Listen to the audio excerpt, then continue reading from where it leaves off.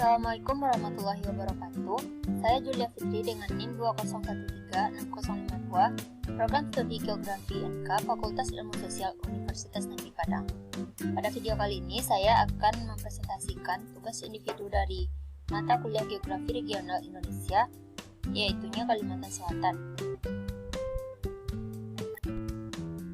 Baik, langsung saja ke materinya.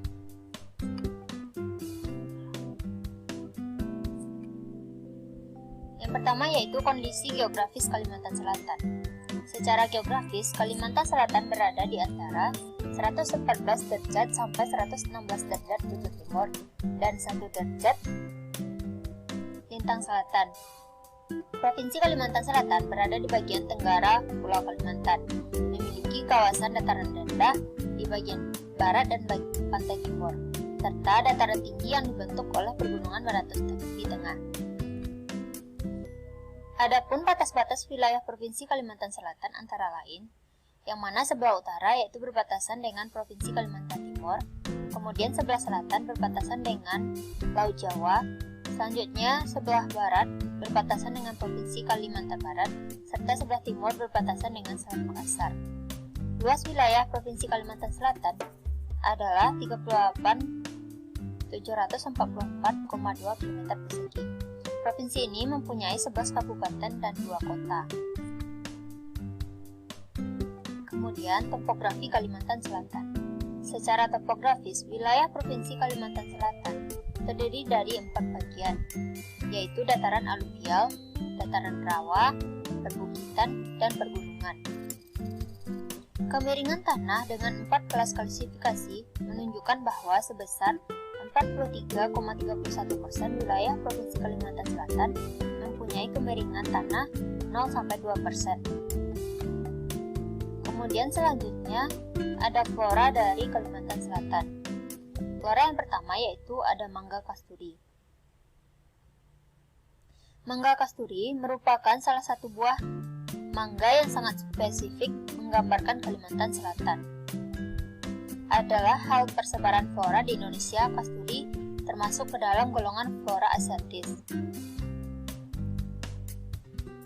Buah yang satu ini memiliki aroma yang harum, serta kulitnya mungkin agak terlihat hitam dan kotor. Selain itu, rasa dari buah yang satu ini juga cenderung manis. Kemudian selanjutnya ada tengkawang tungkul.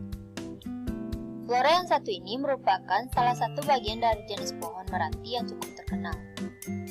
Tengkawang tungkul ini sendiri adalah salah satu jenis pohon yang memiliki nilai ekonomi yang cukup tinggi. Kemudian selanjutnya ada tenggaring. Tenggaring merupakan salah satu jenis yang cukup menarik untuk diperhatikan. Selain memiliki nama tenggaring, buah ini yang juga disebut sebagai kepulasan. Buah yang satu ini merupakan salah satu buah yang merupakan kerabat dekat dari buah rambutan.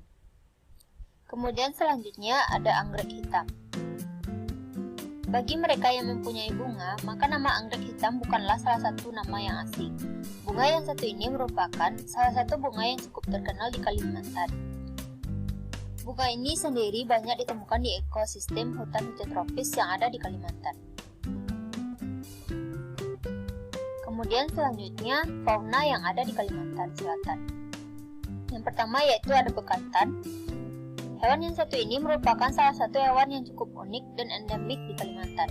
Kita bisa menemukan hewan yang satu ini di berbagai hutan mangrove yang ada di Kalimantan, serta beberapa hutan pantai. Hewan yang satu ini memiliki ciri khusus yang digunakan untuk membedakan dari hewan yang lainnya. Ciri tersebut yaitu terletak pada hidungnya yang cukup besar. Kemudian ada pasut mahakam. Jika kita melihat pola persebaran fauna di Indonesia, maka fauna yang ada di Kalimantan tergolong sebagai fauna asiatis.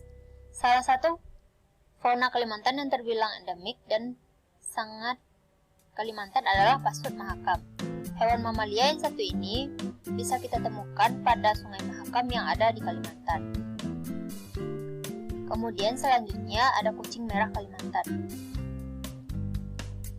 Hewan yang satu ini merupakan salah satu dari hewan yang bisa dikatakan sangat terancam punah. Hal ini dikarenakan hewan yang satu ini sangat susah untuk ditemukan data pastinya.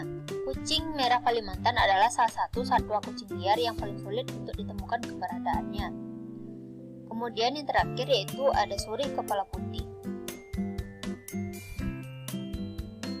Suri berkepala putih adalah salah satu hewan primata yang sangat khas Pulau Kalimantan. Hewan yang memiliki nama ilmiah Presbytis frontata termasuk ke dalam golongan hewan yang rentan untuk terancam punah. Kemudian keanekaragaman hayati. Kalimantan Selatan terdiri atas ciri geografi utama, yakni dataran rendah dan dataran tinggi. Kawasan dataran rendah kebanyakan berupa lahan gambut hingga rawa-rawa, sehingga kaya akan sumber keanekaragaman hayati satwa air tawar. Kawasan dataran tinggi sebagian masih merupakan hutan tropis alami dan dilindungi oleh pemerintah. Kemudian sumber daya alam. Kehutanan. Hutan tetap yaitu terdiri dari 139.315 hektar. Hutan produksi terdiri dari 1.325.024 hektar. Kemudian hutan lindung terdiri dari 139.315 hektar. Dan hutan konvensi terdiri dari 348.916 hektar. Kemudian selanjutnya perkebunan.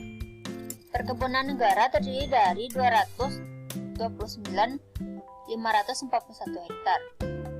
Bahan galian batu bara, minyak, pasir, kuarsa, biji besi, dan lain-lainnya. Kemudian perekonomian Kalimantan Selatan. Ada tenaga kerja. Sektor pertanian merupakan sektor yang paling banyak menyerap tenaga kerja. Pada bulan Februari 2012 tercatat sebanyak 38,20% tenaga kerja diserap sektor pertanian. Sektor perdagangan adalah sektor kedua terbesar dalam penyerapan tenaga kerja, yaitu sebesar 20,59%.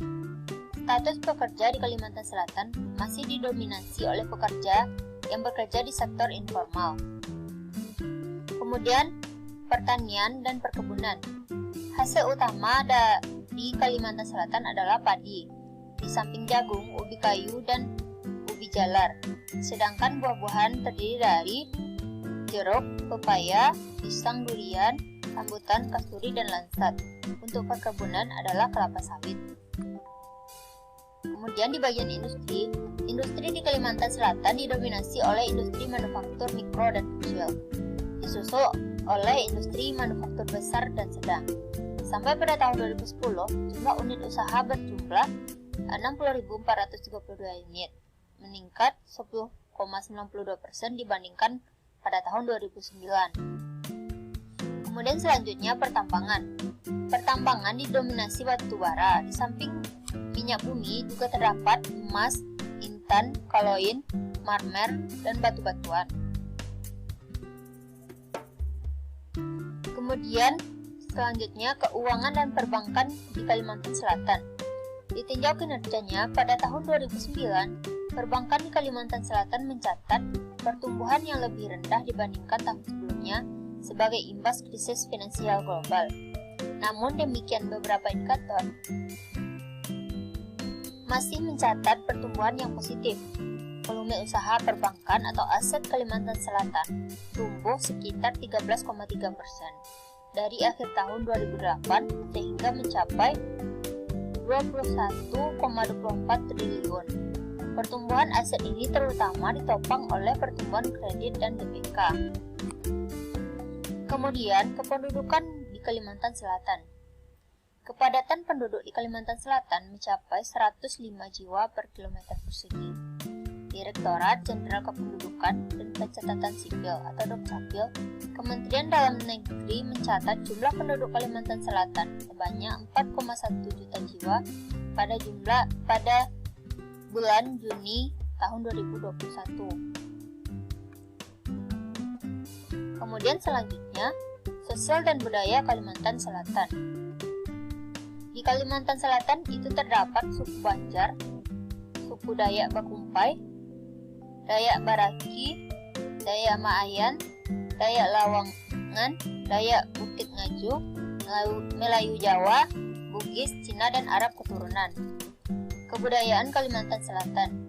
Di Kalimantan Selatan itu terdapat beberapa kebudayaan khas seperti permainan tradisional baloko, kain khas sasiringan, kemudian senjata tradisionalnya yaitu sungka dan mandau. Sekian presentasi dari saya.